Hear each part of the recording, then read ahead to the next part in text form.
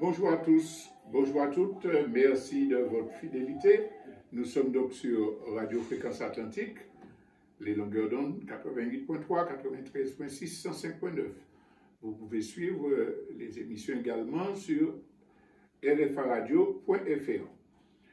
Les émissions sont filmées, donc Facebook et YouTube, et à partir de ce soir, vous pouvez les revisiter. Donc, comme chaque semaine, nous sommes ensemble. Le principe, c'est toujours des commentaires sur une actualité nationale, des commentaires sur une actualité internationale et une partie déconstruction. Alors, en ce qui concerne le national, une information qui n'est pas peut-être la plus importante, mais qui nous appelle à la réflexion, c'est le retour annoncé du Covid en Martinique. Concernant l'international, nous allons revenir sur la question palestinienne parce que c'est vraiment un indice de la dégradation de la situation internationale et précisément notre partie déconstruction va nous amener à réfléchir sur la vision qu'on nous a donnée des relations internationales et celle qui doit être la vision des peuples dans le combat que nous menons. Donc voilà le programme. Concernant le retour du Covid, dans la réalité, ça n'a aucune importance dans notre société martiniquaise aujourd'hui. C'est simplement que dans les médias, en premier ou en deuxième titre de l'information, voilà, le Covid revient et le taux de dépistage, etc. Donc il y a une petite tentative de remettre la question au goût du jour. Quand on entend bien les informations portées par les journalistes et les interviews des responsables de la santé, quand on prête attention, on remarque qu'on nous dit que c'est le nombre de cas de Covid dépistés dans les pharmacies qui a augmenté. Oui, c'est loin d'être aussi grave qu'on a pensé, mais c'est par rapport au nombre de gens qui viennent se dépister. Alors, il y a plus de cas de Covid, il y a toujours les cas de dengue, etc. Mais personne n'est allé aux urgences. Personne n'est allé en souffrance de tout le caractère anxiogène de l'information qui avait été développée à l'époque n'est pas là. On nous dit que c'est un certain nombre de dépistages, comme on en a vu pour la grippe, etc. Et on vient nous reparler du Covid. Et c'est ce qui nous amène à vouloir faire des commentaires plus généraux. Premièrement, nous sommes dans un pays où l'écrasante majorité de la population a refusé de tomber dans le piège de l'injection obligatoire. Que n'a-t-on pas dit à ce moment-là? Irresponsable, complotiste, antiscientifique, etc. Heureusement, il y a eu des voix qui se sont levées pour montrer qu'il s'agissait d'une mystification et que le peuple martiniquais est en train de résister à une opération de désinformation. Je rappelle que dans cette campagne-là, on a voulu opposer l'injection expérimentale à tous les traitements et tous les remèdes qui étaient déjà vendus librement dans le pays, en disant c'est uniquement ça qu'il faut prendre pour éviter que l'humanité ne disparaisse. À l'époque, nous avons expliqué que ce que nous appelons les remèdes gracieux, les plantes médicinales, sont depuis des millénaires, sont les réponses qui permettent à l'humanité de résister. Et que des gens pseudo-scientifiques, il faut le dire, ont des intentions malhonnêtes en venant dire interdiction de prendre des plantes médicinales. Que ces gens-là servaient les multinationales pharmaceutiques qui avaient besoin d'amasser des milliards sur un produit expérimental, tout en sachant qu'ils ne connaissaient pas les effets secondaires. On est en zone expérimentale. Donc, à l'époque, quand cette campagne a été faite, les soucis des politiques et des responsables de l'économie, de l'ARS, etc., n'étaient pas de trouver tous les moyens qu'il fallait pour protéger la population martiniquaise. Il fallait domestiquer, il fallait profiter pour préparer des comportements de soumission au fascisme qui n'avaient rien à voir avec le soin. Rappelez-vous, on interdisait aux gens d'aller sur la plage, respirer de l'iode. Quand on sait que c'est un élément de protection, on voulait interdire aux gens de prendre des plantes médicinales qui ont fait leur preuve depuis des milliers d'années. Il s'agissait de domestication et de vente au service de multinationales de produits dangereux. Je reviens sur ça pour dire que le peuple martiniquais a résisté. Et d'ailleurs, beaucoup de pays étrangers nous ont cités comme modèle. Aujourd'hui, que se passe-t-il? L'écrasante majorité des gens qui se sont fait injecter ce produit-là ont des effets secondaires graves. Il n'y a pas une famille martiniquaise qui ne puisse pas dire que des gens qui se sont fait injecter le produit par peur, par pression, par conditionnement, qui étaient en bonne santé, ont des problèmes de thrombose, de crise cardiaque, etc. Dans toutes les familles, on cite des exemples. Autour de nous, nous entendons tous ces exemples-là. Ça veut dire que nous avons la preuve qu'il y a eu une offensive criminelle de gens qui voulaient faire du profit,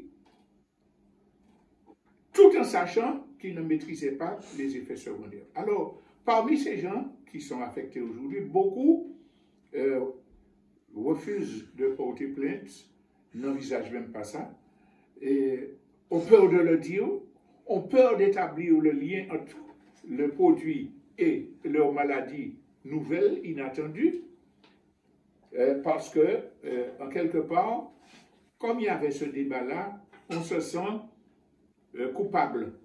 On ne veut pas reconnaître qu'on s'était fait leurrer. On connaît beaucoup de gens qui se sont fait arnaquer par des commerçants malhonnêtes, etc., ou sur Internet, et puis qui ne veulent absolument pas parler de ça parce qu'ils ont honte de s'être laissé tromper tout simplement, et surtout dans le cas du Covid, où les gens disaient, des médecins, des scientifiques disaient, attention. Alors, c'est une erreur à ne pas commettre. Alors, soit on veut laisser les criminels jouir de leurs crimes, ou bien soit on veut dire, on a le courage de dire, nous avons été intoxiqués. Et ce n'est pas de notre faute. Nous avons été manipulés, nous avons été trompés, et nous exigeons réparation. Et si tous les gens qui ont des effets secondaires graves se liguent pour porter plainte, pour faire une action collective, comme dans le cas du chlordécone, de l'empoisonnement aux pesticides, tout cela, ça va rester sur la table. Et le moment venu, les gens seront obligés d'indemniser leurs victimes. Donc, quand j'ai parlé de cela, c'est parce que les propos tenus par les représentants de l'État, de la santé et relayés par les journalistes viennent là nous prouver, il faut qu'on comprenne que c'est une preuve que nous avions raison. Le peuple martiniquais avait raison de résister à l'intoxication, aux pressions, au chantage dans sa majorité. Et il nous faut comprendre que ce problème de Covid doit nous amener à réfléchir sur la question de la santé globalement. Cette semaine, on a annoncé encore des centaines de médicaments qui seront retirés de génériques, qui seront retirés des pharmacies parce qu'on a reconnu des effets secondaires qu'on ne savait pas.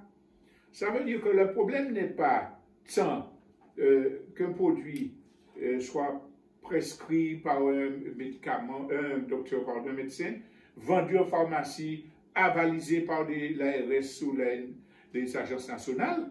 Ce n'est pas tant le problème, parce que la mainmise des lobbies pharmaceutiques sur le champ des médicaments est telle qu'on n'a aucune garantie. Et ce n'est pas non plus une raison pour dire que, bon, on rejette tous les médicaments sans discontinuité, parce qu'il y a des médicaments qui peuvent être nécessaires ou indispensables, notamment dans les cas de grandes maladies. Rappelons d'ailleurs que l'attitude des multinationales est tellement criminelle que des médicaments qui pourraient sauver du cancer, qui sont indispensables pour le cœur ou pour d'autres maladies très répandues qui ne sont pas produits tout simplement parce que ce n'est pas rentable. Donc, la question est bien de dire quelle politique de santé un gouvernement doit mener pour prioriser les populations, l'intérêt des populations. Nous sommes dans un système qui ne le fait pas. Bon, ça peut paraître anodin, cette information sur le retour du Covid, mais j'ai tenu à en parler, à faire des commentaires, parce que ça nous montre le poids de la manipulation médiatique. Mais ça nous amène à dire aussi que, heureusement que nous savons résister à la manipulation, c'est ce qui peut nous sauver. Voilà, pour ce qui concerne l'international, je reviens sur la question de la Palestine, parce que les gens peuvent dire, ouais, c'est pas la seule lutte, etc. Il y a des peuples qui souffrent dans le monde. Mais c'est la lutte du peuple palestinien qui nous permet de comprendre que ce qu'on appelle la communauté internationale, c'est-à-dire les grandes puissances occidentales essentiellement, qui manipulent les institutions comme l'ONU, l'OMS, etc., ces gens-là ont laissé la période où le droit international prévalait. Depuis la fondation de l'ONU, après la Deuxième Guerre mondiale, le droit international s'est imposé parce qu'il y avait eu les mouvements de décolonisation, parce qu'il y avait eu le bloc soviétique, parce qu'il y avait eu la Chine et tout, et le droit international, qui était le résultat d'un rapport de force, était arrivé à établir un certain nombre de règles. Alors bien sûr, les pays impérialistes ne les respectaient pas toujours, les contournaient, manipulaient, mais globalement, il y avait un certain nombre de lois, de limites qui étaient imposées. Depuis la période des attentats du World Trade Center aux États-Unis, on est entré dans une phase où les pays impérialistes non seulement ne respectent pas mais, le droit international, mais établissent des lois de brigandage, de mafia, comme règles qui régent le monde aujourd'hui. C'est ça qui est fondamental depuis cette période-là. Alors on a eu le Patriot Act aux États-Unis, limitant toutes les libertés, donnant le droit d'aller fouiller, enquêter dans la vie privée, de saisir les biens, prendre des mesures préventives, qui s'est étendu, le Patriot Act, à l'ensemble du monde occidental, avec des lois de plus en plus répressives. Et puis, ça se passait au niveau intérieur. Quelques lois extraterritoriales sont venues s'imposer, au début toujours avec les États-Unis, embargo, saisie, non-respect de la réglementation. Et aujourd'hui, on est dans cette période-là où les lois extraterritoriales qui sont opposées au droit international sont devenues la règle.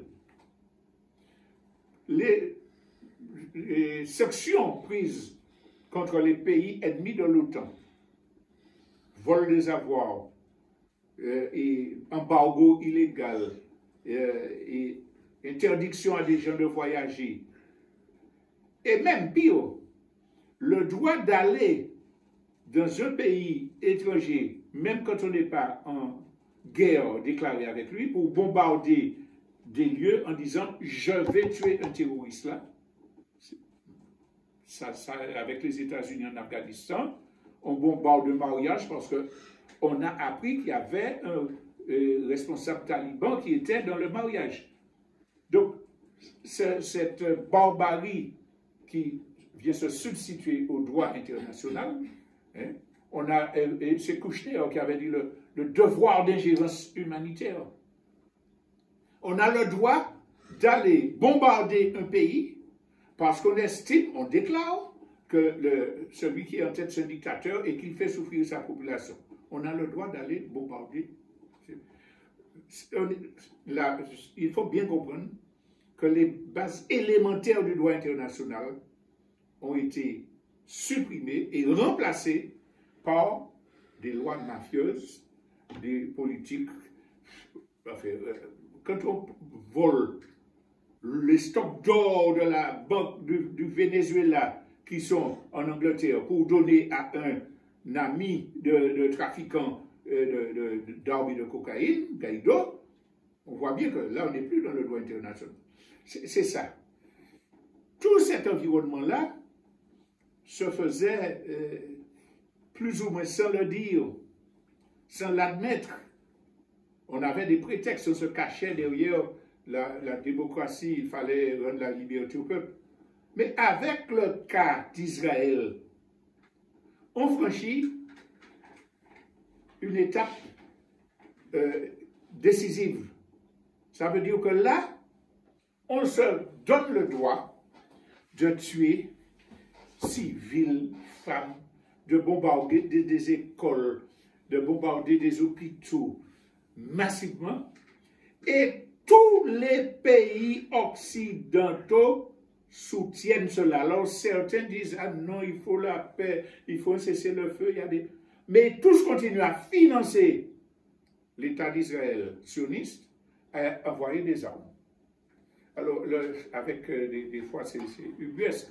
Quand Biden dit, bon, on va continuer à envoyer des armes, mais il y a des bombes qui font 150 kilos, on ne va pas envoyer parce que ça peut... Bon, on se moque du monde, mais on fait bref. Là, maintenant, on ne se cache plus. On continue à aider financièrement et à soutenir politiquement, diplomatiquement un État barbare. Ce qui m'a amené à parler de ce cas-là d'Israël aujourd'hui, c'est que cette semaine, Israël décide en Cisjordanie de voler 1280 hectares de terre palestinienne. Moi, sur palestinien, je décide, je prends ça sous le contrôle de l'État d'Israël. Il y a déjà des dizaines de résolutions de l'ONU, l'Organisation des Nations Unies, qui condamnent Israël pour la colonisation, pour le vol des terres. Il continue à coloniser, à voler des terres. Aucune sanction. Je parlais tout à l'heure de gens qu'on empêche de voyager, d'artistes qu'on empêche de jouer parce qu'ils sont originaires de la Russie. Mais là, on ne respecte pas les résolutions de l'ONU. On continue à occuper des terres. Aucune sanction, aucune réaction, des condamnations de principe, et puis c'est tout.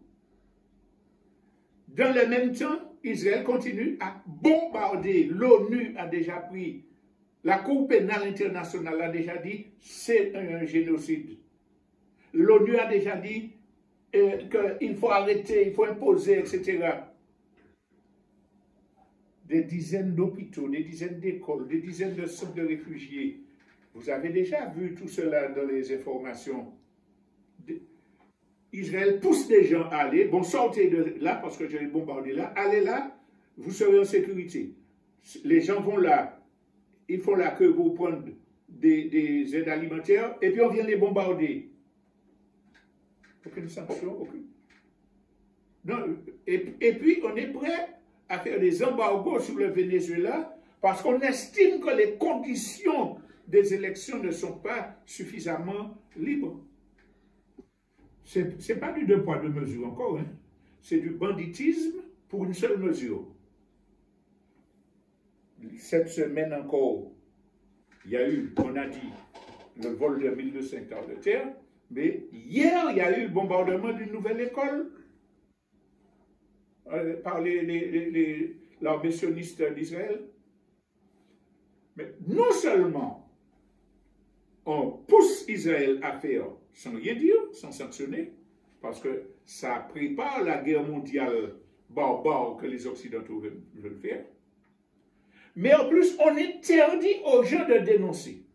Même dans la campagne législative en France, on voit une candidate dire que LFI est antisémite parce que dans une photo, dans un rassemblement, il y a une dame qui avait un foulard de soutien palestinien autour de son cou. On n'a pas le droit de soutenir un peuple génocidé. On exclut un député qui avait brandi un drapeau palestinien pour dénoncer un génocide. La dame qui prend la décision a un écusson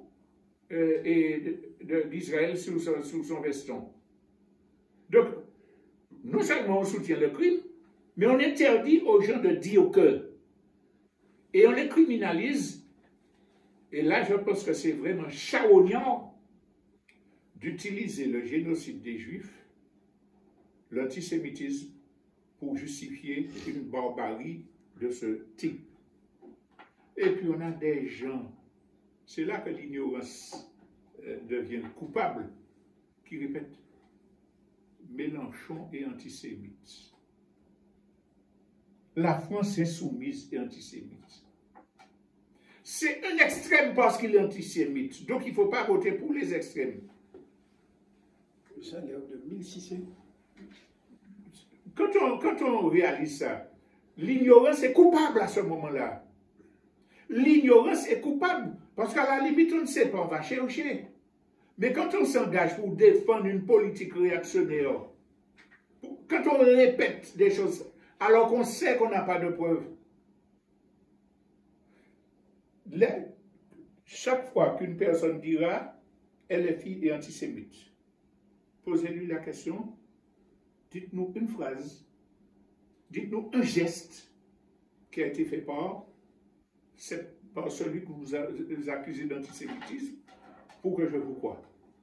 Et on verra que c'est du matraquage.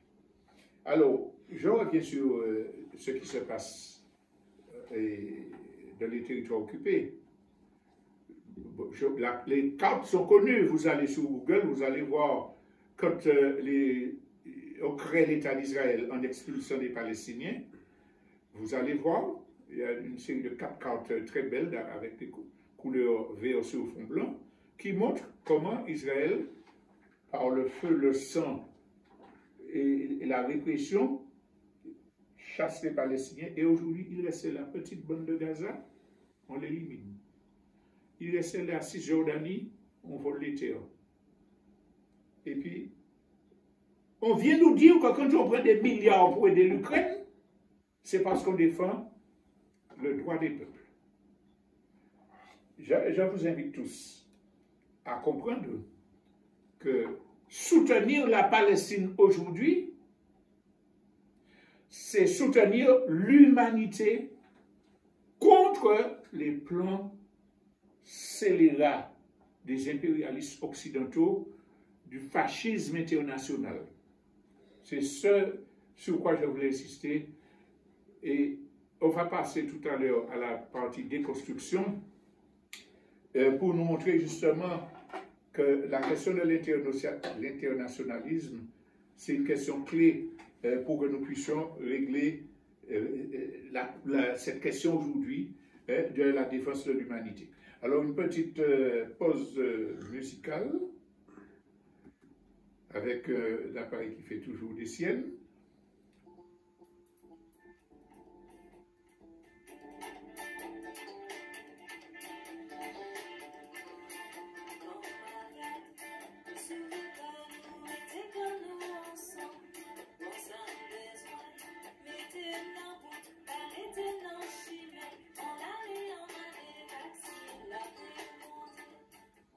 Voilà, alors nous allons donc passer à la partie déconstruction et j'ai annoncé que nous allons parler de la question de l'internationalisme. Dimanche dernier, j'avais fait un rappel sur les 5 fléaux qui pèsent sur l'humanité: dérèglement climatique, danger de guerre mondiale, fascisation, crise économique majeure. Et je m'étais arrêté sur le 5e fléau que je présentais comme le plus déterminant, c'est-à-dire la destruction des relations sociales, de l'humanité chez les personnes, chez les individus, qui faisait que on ne pouvait pas réfléchir sainement aux solutions et prendre des dispositions indispensables pour régler pour s'attaquer aux 4 premiers fléaux. Alors, j'avais insisté sur les dissensions au sein d'une même société, au sein d'une famille, qui faisait que on est aliéné, etc. Et aujourd'hui, je veux parler de la destruction des relations sociales, de la destruction de l'humanité au niveau international. Parce que c'est vrai qu'il y a toujours eu des conflits entre nations, entre ethnies, ça a toujours existé. Mais il y a toujours eu une prévalence à travers un certain nombre de religions, d'idéologies, d'une idée d'humanité globale. Ça veut dire qu'on pouvait être États-Unis, Chinois, Africains, Européens. Il y avait possibilité qu'une idéologie humaine traverse tous les continents. Parce que l'être humain, il est pareil partout, pour dire ça trivialement, il est pareil partout, il y en a de bons, il y en a de mauvais, et quand ils ne se connaissent pas, ils s'affrontent facilement, mais comme au fur et à mesure les relations entre nations, entre continents deviennent de plus en plus importantes, il y a quand même un esprit d'humanité qui se répand, une connaissance mutuelle qui fait qu'il y a une décantation entre ceux qui laissent prévaloir la barbarie, la sauvagerie, l'individualisme, et puis ceux qui ont des idées humanistes. Cela s'est consolidé d'une part à travers les religions, quoi qu'on en dise, parce que même si les religions chrétiennes ont été imposées par la violence, le sang, l'intoxication au reste du monde, le message initial porté par ces religions-là, d'amour, du prochain, etc., faisait que tous ceux qui rentraient dans ces religions-là faisaient partie d'une communauté qui transcendait les frontières. Et donc, et c'est valable pour les différentes religions, hein, qu'on parle des chrétiens, de l'islam, etc. Donc, ce que veut dire, c'est que les institutions religieuses, c'était un espace international qui faisait que des communautés qui dépassent les frontières, les races, etc., se constituaient. Et ça maintenait, sur la base d'un certain nombre, d'objectifs ou de croyances en au-delà, une certaine forme de relation sociale intéressante. Quand les mouvements prolétariens, socialistes, communistes, quand les mouvements de décolonisation se sont renforcés, alors on parle des mouvements socialistes en Europe qui vont s'étendre un peu partout. On parle des mouvements de décolonisation qui rentrent en liaison avec les mouvements communistes socialistes. On est arrivé à avoir, comme dans le cas des religions, une communauté humaine très large sur l'ensemble de la planète où les gens communiaient pour un idéal. Ça veut dire que aux États-Unis, la jeunesse qui s'est mobilisée pour aider le peuple vietnamien, eh bien, ils avaient un nœud des bases d'humanité. Les Français qui aidaient le FLN algérien dans la guerre contre le colonialisme de leur propre pays. Ils avaient ça aussi. Et on avait un genre de communauté d'intention par rapport à son idéologie, par rapport à ses rêves de construction de société future. Donc ça, c'était les bases qui maintenaient des relations internationales humaines. Bien entendu, ça n'empêchait pas que des forces contraires s'affrontaient, que des xénophobies se manifestent. Ce que je veux dire, c'est qu'il y avait l'aspect négatif, mais il y avait des soubassements à une communauté humaine qui permettaient des relations positives, des relations de progrès. Maintenant, on a parlé tout à l'heure de World Trade Center où le fascisme commence, le droit international disparaît.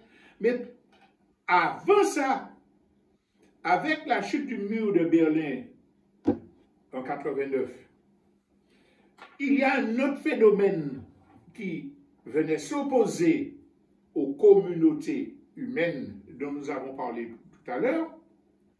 C'est le fait que l'idéologie impérialiste occidentale qui était à la tête d'un monde devenu unipolaire, donc, a pu s'imposer par la force, par la manipulation. Ce n'est pas la première fois qu'on parle des empires médiatiques occidentaux. Quand on dit à Washington à 8h01 que Kadhafi s'insérera, eh bien, à 8h02, de tous les médias par le monde, sauf, bien entendu, dans les pays qui ne sont pas sous la mainmise impérialiste, je parle de la Chine, etc., à 8h02, tout le monde répète la même chose. Donc, on est, depuis le monde unipolaire, dans une situation où la manipulation des esprits est devenue quelque chose de fondamental, que l'utilisation des institutions, j'ai parlé de l'instrumentalisation de l'ONU, de l'OMS, etc., mais des institutions religieuses, des institutions de toute nature, même de démocratie citoyenne, sont passées sous la coupe des dirigeants de ce monde unipolaire-là. Ce qui veut dire que les évangélistes sont devenus le fer de lance de l'impérialisme américain. Oui. Ça veut dire également que les sectes, comme Moon, Scientologie, etc., sont devenus instrumentalisés pour l'idéologie suprémaciste, capitaliste, impérialiste. Ça veut dire que toutes les institutions sont désormais contrôlées par la propagande, par les pressions, s'ajoutant à la répression, faite par ceux qui commandent le monde occidental. Nous avons également, dimanche dernier, parlé de la bestialisation de la culture qui développe les instincts les plus bas, les plus barbares, les plus animaux de l'ensemble des populations, porno, etc.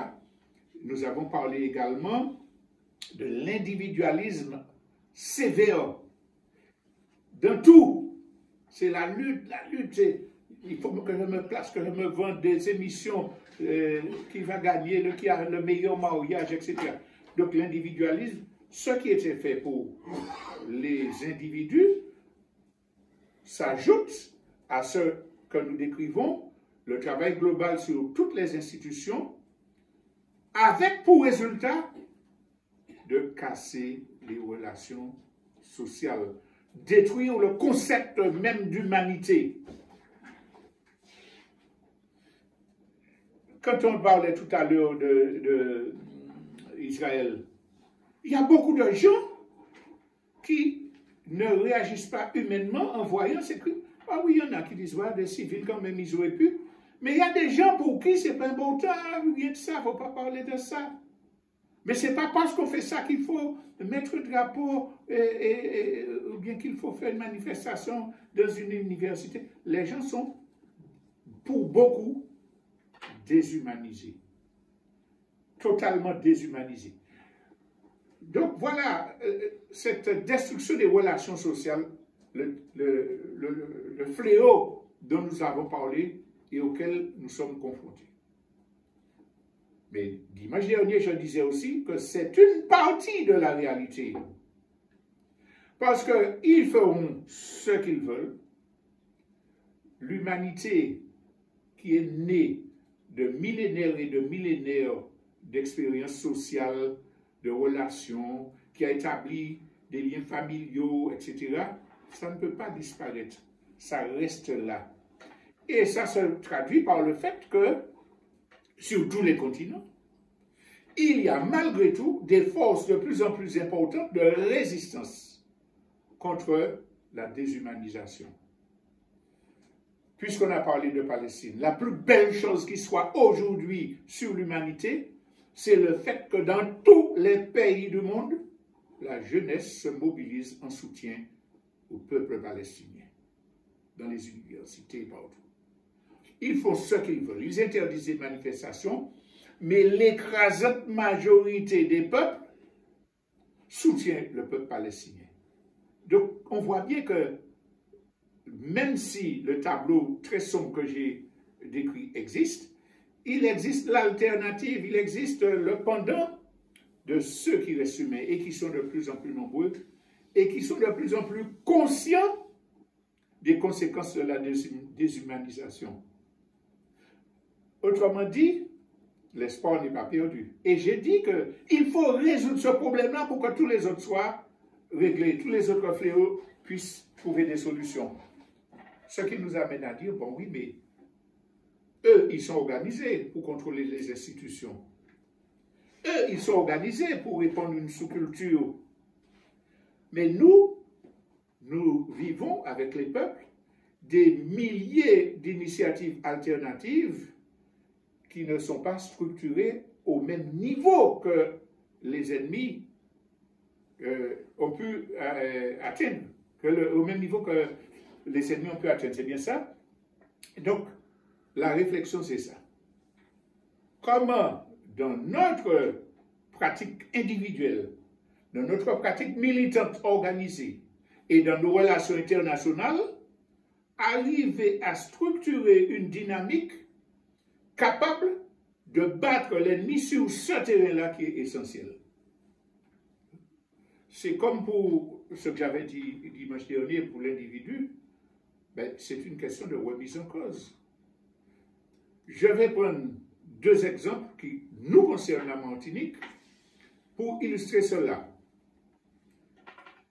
Par exemple, il y a des gens qui ont osé dire que nous ne devions pas soutenir le peuple palestinien. Et pourquoi? Parce que dans l'Antiquité, il y avait des Noirs en Palestine et que des Blancs ont pris la place des Noirs palestiniens. Outre que, historiquement et scientifiquement, c'est absolument du n'importe quoi. C'est du n'importe quoi. C'est une façon concrète de casser l'unité des peuples nécessaire pour renverser le système. Parce que cela aurait-il été vrai qu'une telle chose se fasse dans l'Antiquité? Est-ce que cela nous donne le droit, aujourd'hui, en 2024, de dire qu'il y a un peuple qui est soumis à des bombes, des enfants qui sont déchiquetés par des sionistes criminels, et puis il ne faut pas les soutenir? Eh bien voilà, l'ennemi a atteint son but. Celui qui dit ça n'a aucune humanité. Celui qui dit ça a perdu son humanité. Il donne la victoire à l'ennemi. Ce qui m'amène à toujours continuer sur la question de la racialisation de la politique. Mais enfin,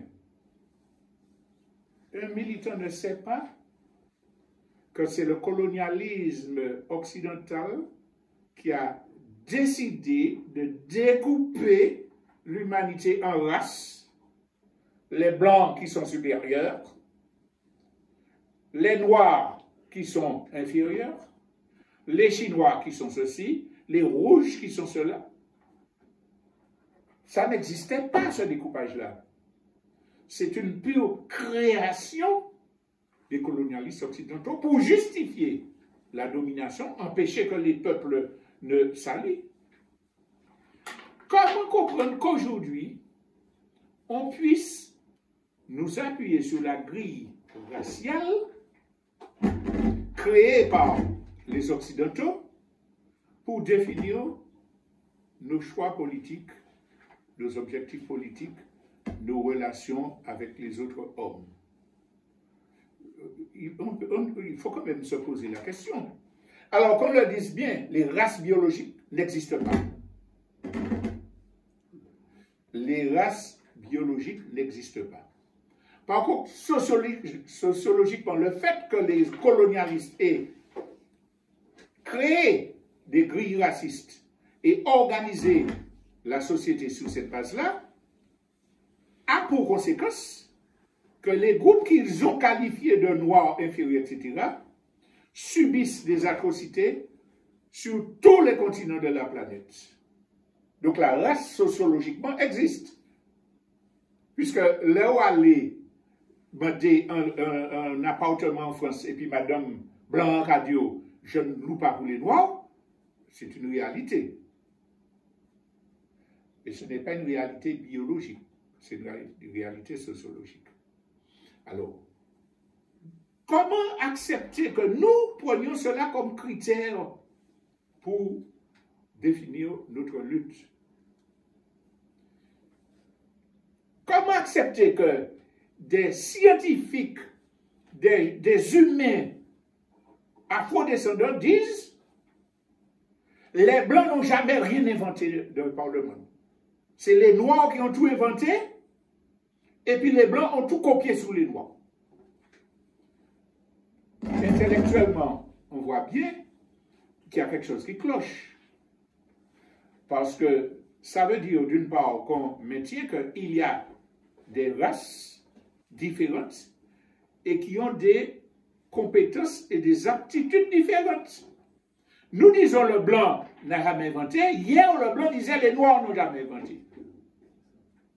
Notre devoir, c'est de dire que les colonialistes européens qui ont développé cette thèse raciste-là, ce sont des voyous à combattre.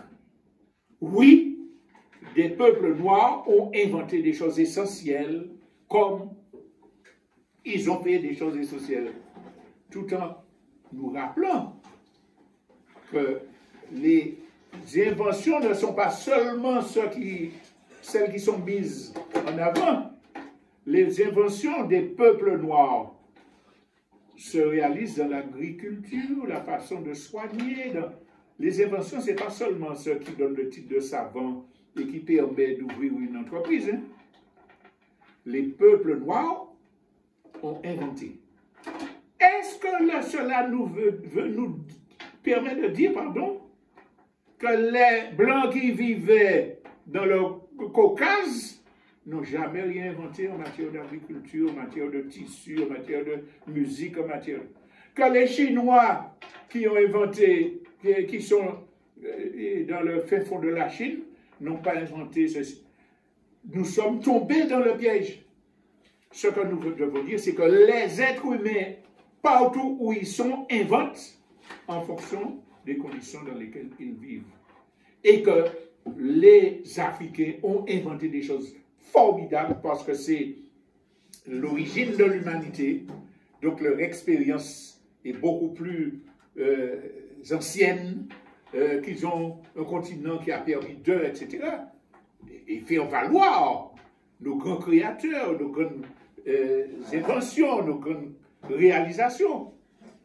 Mais une fois qu'on a dit ça, ou du moins, si on ne dit pas ça, et puis qu'on dit, c'est nous seuls et les autres, ça veut dire que la grille raciste inventée par les colonialistes, dans le but de diviser les peuples, ben, va continuer à fonctionner, alors que nous avons besoin que les humains de tous les continents, les individus qui ont gardé leur humanité, les peuples qui ont conservé leur humanité, qui ont fait des apports au développement du monde, se réunissent et puis disent, halte là, nous renversons le système. Nous refusons ces divisions, nous refusons ces discriminations. Ça m'amène à une autre remarque que je veux faire. Alors, je remarque que dans les débats, le réactionnaire Yann Monplaisir, concernant les législatives, sort, vous voyez, je ne suis pas de ceux qui disent procédéraux. Je ne suis pas de ceux qui disent procédéraux. Et ça porte. Pourquoi? Parce que dans ce mot d'ordre-là, il y a une grande ambiguïté. Alors, il y a des militants qui disent, mais non, les gens vont comprendre, etc. Mais nous devons dire que si nous menons un combat pour développer l'internationalisme prolétarien populaire, il nous faut prendre en compte les questions de communication, les questions d'idéologie. J'insiste sur cela parce que j'ai dit que mon thème d'aujourd'hui, c'est la solidarité internationaliste. En Martinique, oui ou non, y a-t-il des centaines de familles de Martiniquais ayant épousé des Français? Donc des afro-descendants ayant épousé des blancs français. Oui ou non, on a ça? Avec leurs enfants, etc. Quand je dis le mot d'ordre français déo, la personne qui est mariée à un Français, que ce soit un homme ou une femme, comment il reçoit ça? Et comment son conjoint reçoit ça? Et comment la famille de son conjoint reçoit ça?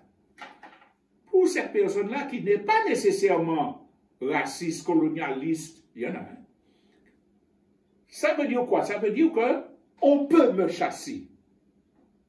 Il ne va pas dire dans la tête de la personne qui dit ça, il fait la différence entre les racistes et les pas racistes. Il va dire, français des rois, je suis français. Donc, comment je vais faire si on me chasse? Ça veut dire que je mets la division au sein du peuple martiniquais parce qu'il y a une confusion.